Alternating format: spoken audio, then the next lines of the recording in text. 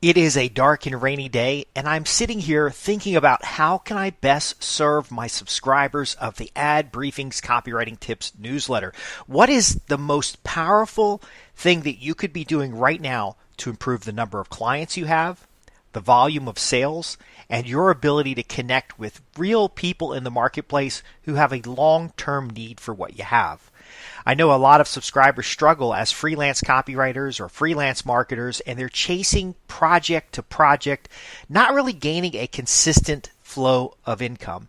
Many face what they call roller coaster income, where you go find a client and maybe you work for 2 months, maybe you work for 2 weeks, and then you get paid. And then that time that you've been working, you really didn't have the systems in place or the contacts or the network in order to get that next assignment.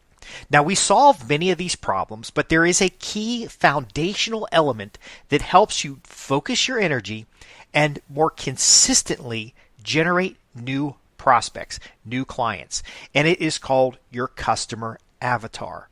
Now, remember, when I share with you, I'm also talking about the value of copywriting, how to write better copy, but also the business of copywriting. And anything that you do within the business of copywriting, you can certainly do for your clients as a service. But if you don't clearly have a customer avatar for what it is that you do as a business, you're going to spend money where it doesn't need to be spent. You're going to continue to chase shiny objects, and you're going to be frustrated because customers don't convert. You won't be generating the leads and the conversations necessary to make offers of high ticket consulting or copywriting services. So what do you need in a customer avatar? Well, a customer avatar starts with audience research.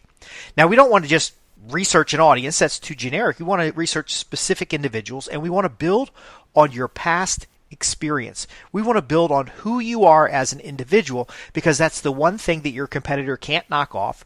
That's the one thing that you can deliver better than anybody else.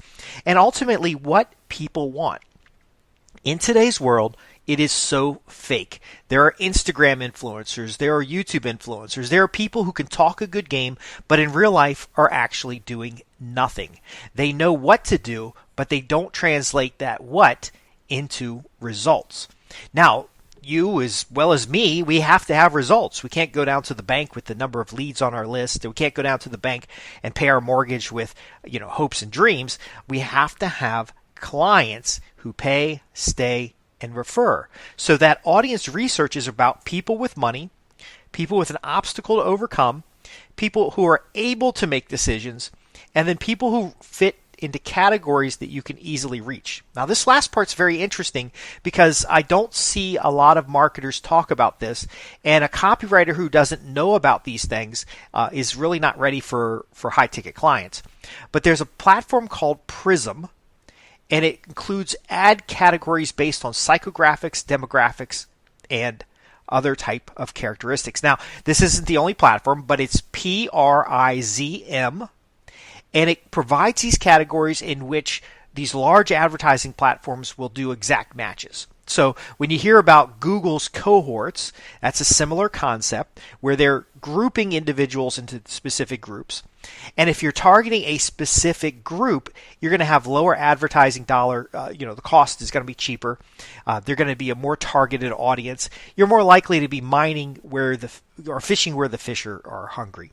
But again, it's not just audience research. It is individuals who are qualified to purchase, who have a pressing need to purchase, who have a transaction. Because here's what's happening on the internet today. Here's what's happening with marketing and advertising is that it's so easy to get distracted with content marketing, giving away free content to demonstrate how good you are. And then later you sit back and you wonder, I've shared my very best content and people still don't like me. And now it becomes this popularity game, and you start trying to do things that are not constructive to present you as you are. See, it's very easy to put up a filter and look a certain way. It's very easy to dress a certain way. Now, you do need to fit some of the expectations of your client because, again, there's cognitive biases in there where if you are like them, they will be more likely to like you. But you can pick an audience. So one of my newsletters targets outdoor enthusiasts. I am also an outdoor enthusiast. Now, do I get to spend as much time outdoors as I like to? Certainly not. I'm actually making dramatic lifestyle changes in order to spend more time outside, because being outside has health benefits, and it has fresh air and energy, and you feel great. Like I told you opening this program, it's raining outside, it's feeling dark and dreary, and I would really rather be out gardening. I'd really rather be outside doing something, or even recording this podcast outside. The key to understand here is that when you have clients that mirror your interests and desires, you don't want to mirror your current state. So it's not very credible for you to be selling to somebody who is a peer, because most of your peers are skeptical. There's competition. There's fear that you're going to overcome their ability to grow and prosper. So what you want to look at is not your current self, but your past self. Now, this is very valuable, because if you're selling to yourself 20 years ago, you can sell the solutions that you wish you had 20 years ago. You can sell what's different than what you had 20 years ago. You can describe problems that you had to overcome and how did you overcome them. Another thing you can sell, and you want to keep in mind when you're researching your audience, is clients you've served in the past. What is the commonality between the clients you've served in the past? Now, whether it's my copywriting newsletter, whether it's my wealth building newsletter, whether it's my critical thinking newsletter, or whether it is my outdoor newsletter, I only serve one audience. And it's that knowledge worker who's making 5 to 10 times the average income of their area. So again, that doesn't matter whether you're in India or the Philippines. It doesn't matter if you're in the United States or Canada. It doesn't matter if you're in the EU or the Russian Federation. If you're making 5 to 10 times your average income, math itself is drawing you towards that average. And so how do we implement strategies to create multiple streams of income, for example? How do we create strategies that better communicate our value and strengths? Like I said here, if you don't have a specific customer avatar, a lot of your content isn't going to speak to your audience, and so it doesn't matter how much free content you publish, you're not going to attract people who can pay, stay, and refer. Now, when you're building out your customer avatar, you want to identify a narrative in your customer's mind. This is very important. So you start mapping out their problems, pains, their obstacles, their hell, the fear, struggles, and troubles they face. You want to identify the heavens, where they want to go, their desires, their dreams, their values. And then you want to frame it in the language of that prospect. Now, what's interesting today with artificial intelligence is you can feed the system a couple job titles, and then a couple demographics, and then you can ask the AI to speak in the language of the customer in order to tell you about a typical day. They can tell you about the conflicts and constraints that individual feels. You can get down to the deep down feelings, but here's the problem with the artificial intelligence. It really isn't the buyer. It might be what they said in a Reddit forum. It might be what they've confessed on a message board, but ultimately we don't know that that's the actual emotional experience. So we have to put on the hat of a consultant, and we have to ask our prospects about the problems and challenges they face. And so while you're writing a customer avatar, you don't want to assume anything about that group. And then anything you do discover, you want to test through what we call prospect surveys. So you've got a PRISM category, or some kind of cohort, or some kind of audience list based on past customers. You go back out to that audience, start to generate leads, and you ask 3 very important questions. First question you're going to ask is, what's their biggest challenge when it comes to achieving X? Now, X is going to be some specific outcome they want, some specific result. So what are your biggest challenges as a copywriter when it comes to creating clients who pay, stay, and refer? Okay, now it's just a text response. You're going to type in the text. And by the way, you can see how this works by emailing me with the biggest challenges you face. And then what that gives you as a marketer is context and language of the prospect. Okay, that's extremely important. But next you want to ask, how hard has it been to find solutions? Now this measures 2 very important things. Number 1 is there are problems that are not readily addressed on the internet, because the people who create a lot of content tend to just research, and they're creating content based on content that already exists. That's a problem that artificial intelligence has. It's creating content not through innovation. not through thinking. It's creating content through regurgitation. And there's a lot of folks out there that have written books, even best-selling authors that are simply regurgitating information. Without the interaction with a prospect, without the process of cultivating and developing an avatar, you will not understand the narrative, the message inside the head of the prospect. I think Joe Sugarman describes this as that self-talk of what's going through the mind of the prospect. Now, the best way of doing this is putting on a hat of a consultant or a counselor and really getting down and having that conversation with real living people. So you want to start with your past customers. You want to interrogate your own experiences. You want to really drive down into those problems, conflicts, and then how that is described. So my particular customer avatar is really frustrated because they try hard, yet nothing really works out. It's kind of that Suicidal Tendencies song that says, I keep trying, but nothing really works out, and the devil comes and tempts the person. And so a lot of my clients are tempted by the latest shiny object, by some new gimmick, by some new magic tool that's going to solve everything. It's almost fantastical thinking. But the truth is, they know deep down inside that there are foundational things that are done. There is no way in hell that the Illuminati or whoever we consider, everybody has this feeling that there's somebody controlling the world. There's no way that person's doing it all by themselves with the latest gimmick and tool. In fact, they're inventing the latest gimmick and tool and then using these foundational principles in order to sell that tool and make big money and keep people in the dark about what really works. And so when you have that feeling that you're doing something, but there's something not quite right about what you're doing, how do we make sure the fundamentals are straight? You'll very often see results quickly. Now, the reason you see results quickly is because if you can't do the basics, then the more complex stuff will never get done. But again, that's part of the narrative that I've discovered in my particular client base. Now, if that resonates with you, that's great.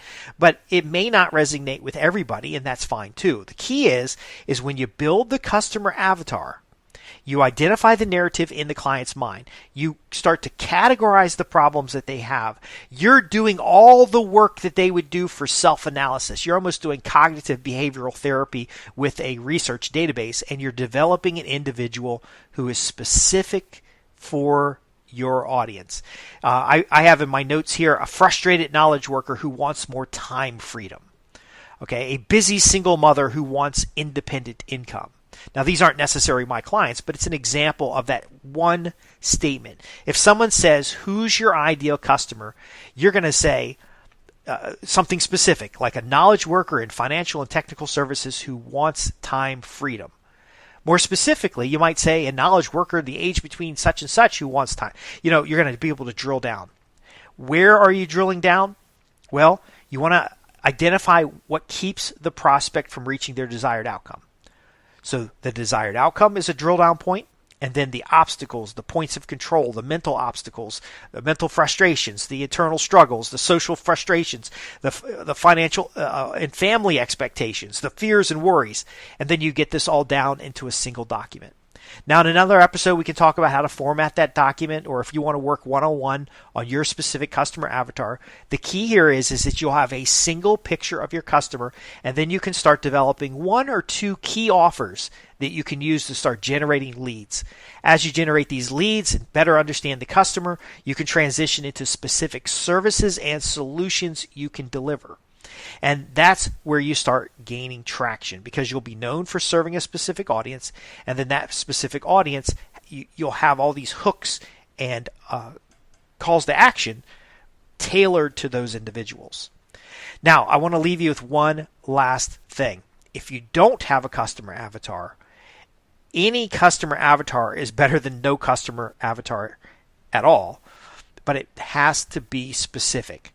So this is why successful marketers call marketing a combination of psychology and math.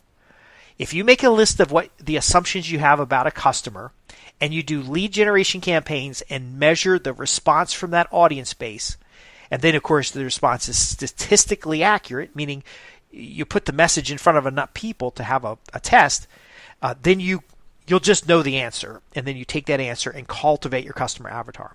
So the takeaway I want you to have right now is to go ahead and grab a sheet of paper and put who, what, when, where on that paper, and then go through this podcast again, thinking about a specific buyer, and then just writing down who are they, what do they want, where are they located in either a selling process or their life goals, what are the outcomes they want, and just kind of get all that down on paper. Once you get it down on paper, write it up as a simple narrative. And it's almost like the prospect is, and I'll leave you with the narrative that I have here, but almost like the prospect is being described as you're standing in front of a room and someone in the audience says, who is it that you want? And you describe them and those people step forward. So let me leave you with this last narrative. So this is part of a customer avatar that I have. You may end up with more than one customer avatar. You may end up with something that's more specific to this. But again, I want to leave you with an example because when you re-listen to this podcast, you're going to build this out for yourself. So here's my example. An individual who earns 5 to 10 times their regional average income. He's 37 years old, drives to an office he hates, stuck in traffic for hours a day, and then comes home too tired to enjoy the fruits of his labor. He doesn't blame the government.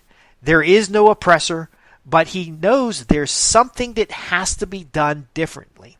Unfortunately, he has a pity party at the end of the day, wondering why he's so smart and still nothing works out. What's keeping him back? So he studies critical thinking to analyze the problem.